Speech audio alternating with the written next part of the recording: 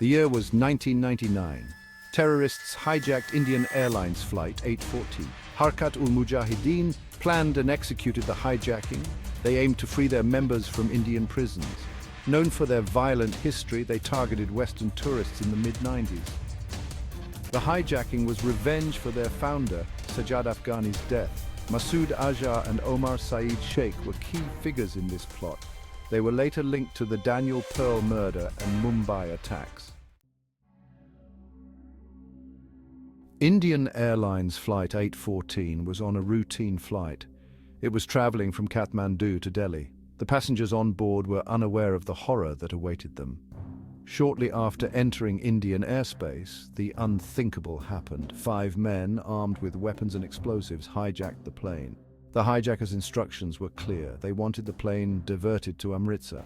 Their demand was met with fear and confusion. Authorities in Amritsar were caught off guard. They were ordered to delay the refueling. However, their response was slow. The hijackers grew impatient.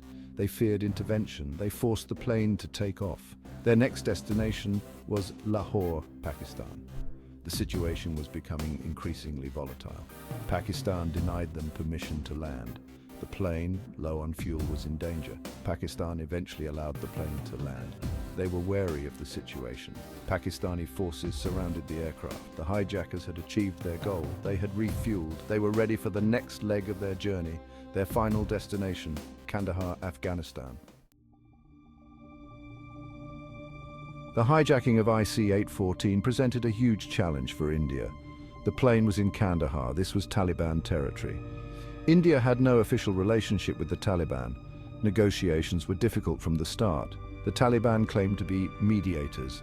However, their actions spoke louder than words. They surrounded the aircraft with their fighters. This raised serious doubts about their true intentions. Inside the aircraft, the situation was deteriorating. Passengers were running out of food and water. The hijackers were becoming increasingly agitated.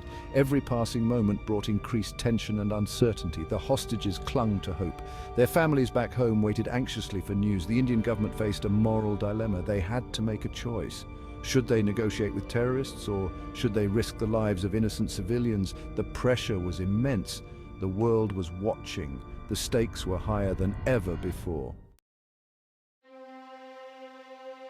Section 4, the price of freedom, negotiations and concessions. Days turned into nights. The hostages remained trapped. The world watched as the crisis unfolded.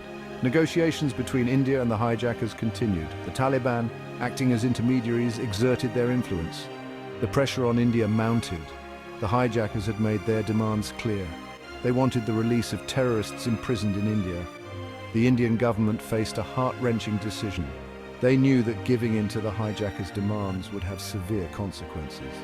It could embolden terrorists around the world. However, they also knew that the lives of innocent people were at stake. Finally, after days of agonizing negotiations, India agreed to the hijackers' demands. They would release 3 notorious terrorists. In exchange, the hostages would be freed.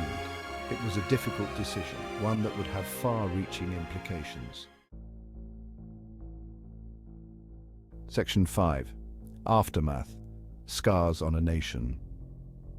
The release of the hostages brought immense relief. However, the hijacking left deep scars on the Indian psyche. It exposed vulnerabilities in airport security. It raised serious questions about the government's ability to handle such crises. The hijacking led to immediate changes. Indian Airlines suspended flights to Kathmandu. They demanded better security at the airport.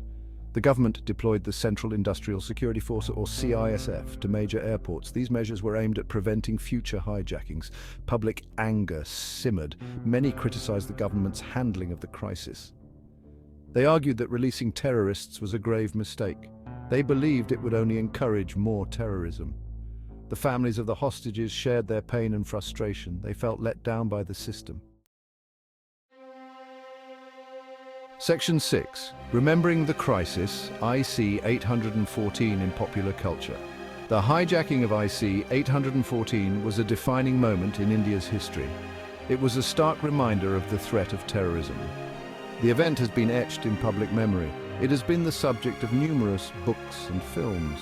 The hijacking also found its way into cinema. These films brought the story to life.